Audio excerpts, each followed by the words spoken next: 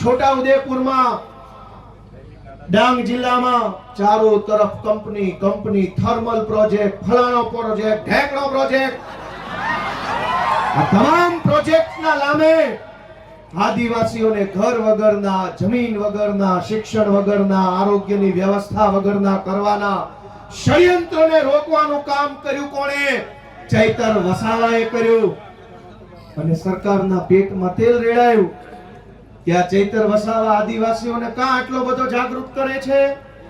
કેમ આદિવાસી યુવાનોને જગાડે છે? કેમ સુતેલો આદિવાસી સમાજને જાગૃત કરવાનું કામ કરે છે? ચૈતર વસાવાનો ગુનો એ નથી કે જંગલ વિભાગના કર્મચારી સાથે બોલાચાલી કરી. ગુનો તો એ છે કે જંગલની જમીન તમારી છે અને તમને અપાવવાની છે એવી જાગૃતિ સમાજમાં લઈ આવ્યા. ચૈતર વસાવાએ જો બીજા ભાજપના આદિવાસી નેતાઓની જેમ રૂપિયા બનાવ્યા હોત તો જેલમાં હોત કે ઘરે હોત? એક છે મોટા કદાવર આદિવાસી નેતા, 2000 કરોડનું મનરેગામાં કરી નાખ્યું. જેલમાં છે કે મેલમાં?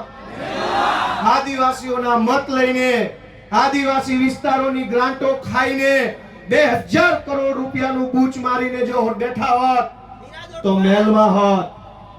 પણ જેણે આદિવાસીઓને પાય બચાવવાનું કામ કર્યું, આદિવાસી બાળકોના શિક્ષણ માટે લડાઈ લડ્યા, વિસ્થાપિતો માટે બોલ્યા, ગરીબ દીકરીઓ માટે બોલ્યા, તમામ પ્રકારની યોજનાના લાભ અપાવવા માટે બોલ્યા, એ ચૈતરભાઈને જેલમાં પૂર્યા. વિધાનસભામાં આજની તારીખમાં જેની ઉપર ગુજરાતની હાઈકોર્ટે આદેશ કર્યો હોય કે આ ધારાસભ્યો પર બળાત્કારની એફઆઈઆર નોંધો, જેની ઉપર બળાત્કારની એફઆઈઆર છે એ આજે વિધાનસભામાં છે. આજની તારીખમાં ધારાસભ્ય છે, જેલમાં નથી બળાત્કારના આરોપી. જેની ઉપર મનરેગા કૌભાંડનો 2000 કરોડનો આરોપ છે એ વિધાનસભામાં ધારાસભ્ય થઈને બેઠા છે. જેની ઉપર જમીનો પચાવી પાડવાનો કેસ ચાલે છે 200 કરોડનો, એ અત્યારે ધારાસભ્ય છે. ગુજરાતના તમામ ચોર, લુચ્ચા, લફંગા, લબાડ, તોડબાજ, બળાત્કારી, ભ્રષ્ટાચારી, હલકા ધંધા કરનારા બધા જ લોકો આલીશાન જિંદગી જીવે છે. અને એક મામૂલી ગુનાની અંદર ચૈતર વસાવાને 7 વર્ષની સજા. 7મા ધોરણમાં ભણવામાં આવતું કે દેવડીએ દંડાય છે ચોર મુઠ્ઠી ઝારના, ને લાખ ખાંડી લૂંટનારા મહેફિલે મંડાય છે. કરોડોના કૌભાંડ કરનારા લોકો વટથી ફરે છે અને આદિવાસી સમાજ માટે લડનારા ચૈતર વસાવાને જેલમાં પૂર્યા છે. દોસ્તો, મારી તમને એટલી વિનંતી છે કે લડાઈ બહુ લાંબી છે. આજે આપણે બધા અહીંયા ભેગા થયા છીએ, અહીંયા આકલા પડકારા, જુસ્સો, આમ કરી નાખું તેમ કરી નાખું કરીએ છીએ, પણ સાચું આમ અને તેમ કરવાનું ટાણું છે ને મતદાનના દિવસે આવતું હોય છે. લોકશાહી છે, આમ તેમ જે કાંઈ, અને નર્મદા જિલ્લા વાળાએ તો આમ તેમ કરીને બતાવી દીધું છે. જો આમ થાય, આમ તેમ કેમ થાય ને ગઈ ચૂંટણીમાં કહી દીધું કે આમ થાય. બહુ છોટા હતા, ઝુકેગા નહીં સાલા.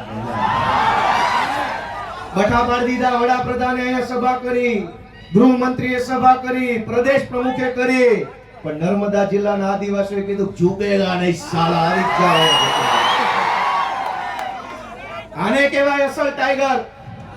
પણ દોસ્તો, હું તમને છેલ્લી 2-3 વિનંતી કરીશ કે ચૈતરભાઈનો ગુનો શું? આ ભાજપ વાળા ટીવીમાં, સોશિયલ મીડિયામાં ચૈતરભાઈને બદનામ કરવાનું કામ કરે કે એને વન વિભાગ વાળાને આમ તેમ કહી દીધું, ધાક ધમકી કરી લીધી.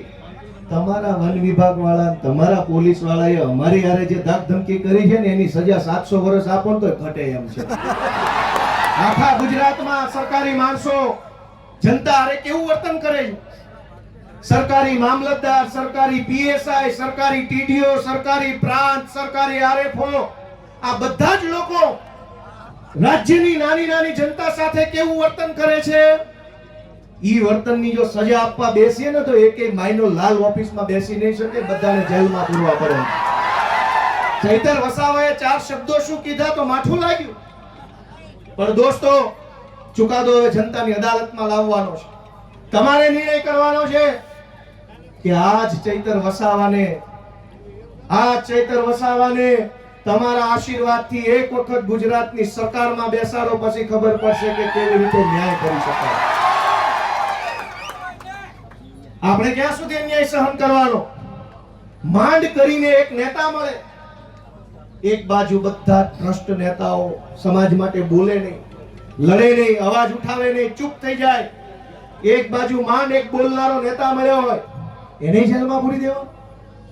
ગુજરાત ભરની જનતાને હું તો વિનંતી કરું છું, માત્ર આદિવાસી સમાજ નહીં, જે કાંઈ પણ થોડા ઘણા બોલનારા નેતા વધ્યા છે ને એની સાથે રહેજો, એને ટેકો આપજો, એની પડખે રહેજો. અને તો ગુજરાતમાં કોઈ બોલે છે, સરકાર એમ ઈચ્છે છે કે કોઈ પણ માણસ ભાજપની સામે બોલવો ન જોઈએ, કોઈ માણસ ભાજપની સામે અવાજ ન ઉઠાવવો જોઈએ, એવું સરકાર ઈચ્છે છે. પણ કેટલાક માણસો ચૈતર વસાવા હોય, એ પ્રકૃતિમાંથી પેદા થયેલા હોય, કોઈના બાપથી નો દીવે, સરકાર હોય કે સરકાર હોય કે જે હોય.